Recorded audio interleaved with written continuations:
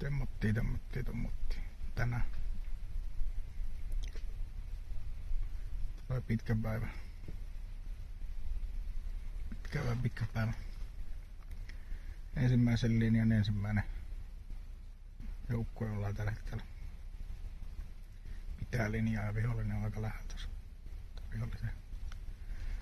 Vihollisen linja on aika tuossa lähellä. Tulee pitkä yö edessä, pitkä päivä takana jo.